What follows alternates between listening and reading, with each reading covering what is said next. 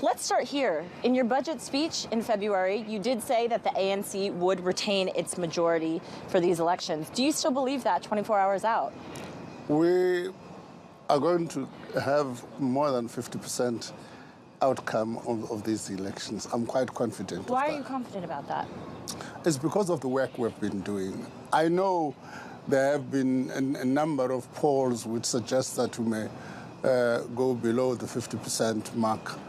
I must say my own view is that they're largely ideological driven, first and foremost. Secondly, people are basing their results and their surveys on the basis of the outcome of the local government elections. But Minister, they're also taking a look at the economy. Since the ANC has been in power, growth has stalled, there's more people unemployed. So why then... No, that's inaccurate. Oh, okay, then tell me what the outcome of, or what the economy looks like right now. This notion of saying since ANC has been in power, there's been no growth. The greatest growth records for 40 years ever recorded in South Africa was during Thabo Mbeki's time, when the economy grew almost, on average, about 4%. So it's incorrect to say during our ANC's term there's never been growth. What about the past 5 years, though? Okay, I'm going to come back. There's been a number of challenges over the past 5 years. First, there's been COVID, which did a lot of damage to the economy. And secondly, there have been a number of other challenges, including disasters and so on. And again, there's been the perennial problem of electricity and logistics. That I accept. Then, I mean, we've seen electricity improve over the past few months, few weeks. People are skeptical, as we talked about in our package. Is it actually sustainable? Let me just give you an example. I met the Minister of Public Enterprise, and I said, I don't believe their story. I then employed a group of engineers from Germany. I'm telling you, that's why I believe the story. What they then said, what you guys do, you must take a Enoch, have massive load shedding, and also massive planned maintenance. And that planned maintenance is beginning to give us dividends and an improvement in the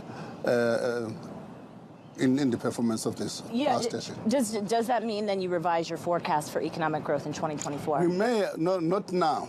Our teams are beginning to make a forecast which will table in October during the medium-term budget policy statement. But at this point, then, you're saying it still maintains the economic growth projections that you had? We still maintain the economic projections of, on average, of 1.6 over the next, over the medium term. But in October, we'll be tabling a revised outlook. Minister, if the ANC does not get above that 50% that you're talking about, there's talk of coalitions. Have you thought, though, about what the best coalition partner would potentially be for the ANC? For now, the ANC is working on the assumptions that we're going to have 50 plus one. But I imagine you have to come up with scenarios. We'll cross that bridge then. Let me tell you, for us, what these elections are about stability and chaos. And the ANC provide that stability, which we've done over the years. Anything else which will replace the ANC will be an assembly of a number of not one or two parties, but a conglomeration of parties, which will be chaotic, as we've seen in municipalities. That's a chaos.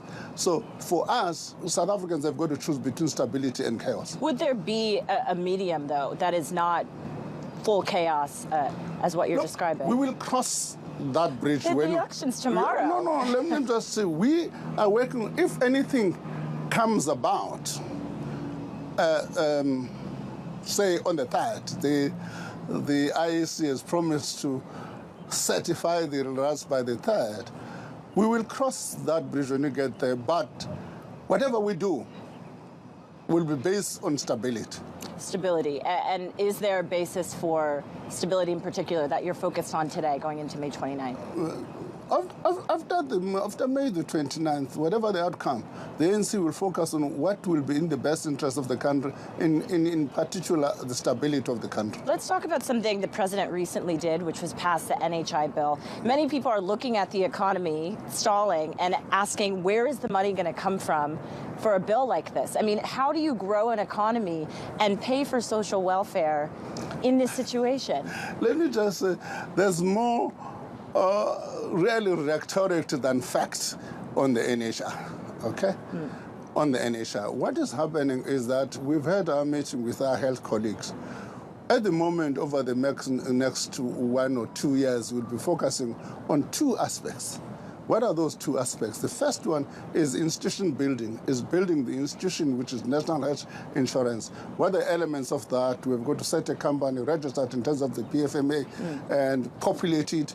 And the second part of it, we're beginning to pilot in 9 provinces, 9 regions, where we begin to say, how do we purchase services from service providers, both public and private? That's a pilot we'll be doing over the next 2 years. But that costs money. No, it's within the budget. That's why I'm saying we'll be piloting within the existing budget. Okay. If there's any need for an increase in the funding, we will do so. If we're talking about increasing in funding, there's also proposals about increasing the social welfare grant. Would you need to raise taxes in order to fund that? That's a part of what we probably be doing, and which I've said in the budget speech.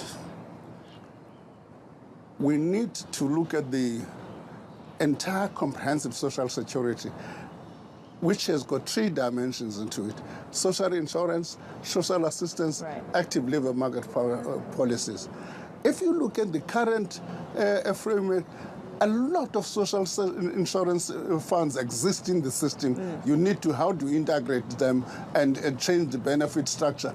So that exists. Even in active labor market policy, we spend about, on those programs, including training, mind you, we get about 25 billion rand per annum on just we tax people.